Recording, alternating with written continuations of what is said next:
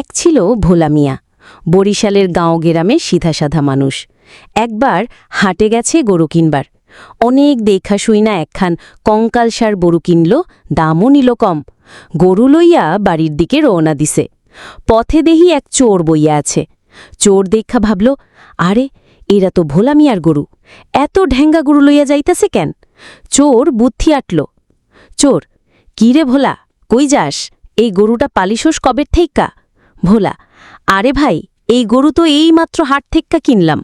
গরিব মানুষ, তাই সস্তা দীক্ষা একখান লইলাম। চোর, দৌড়ো মিয়া, এইটা কি গরু? এইটা তুই কুত্তা।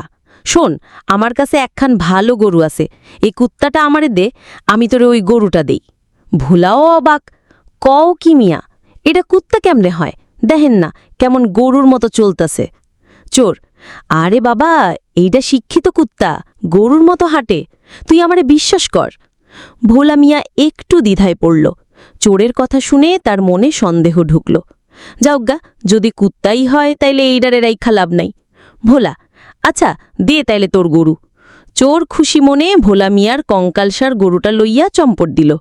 ভোলা মিয়া চোরের দেওয়া একখান মোটা তাজা ছাগল লইয়া বাড়ির দিকে হাঁটা ধরল। বাড়িতে গিয়া বউতারে দেখা কয়, কিরে মিয়া, গরু কই? এই ছাগলটা লইয়া আইসো কেন?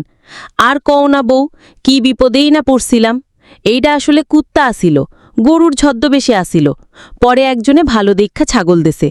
বউ রাগ কইরা কয়, তোমার বুদ্ধিতে ঝাড়ু মারি, এটা কখন থেকে কুত্তা হইল? এটা তো ছাগল। ভোলা মিয়া চোখ কপালে তুইলা কয়, ও মা, তাইলে কি আমি আবার ঠগলাম?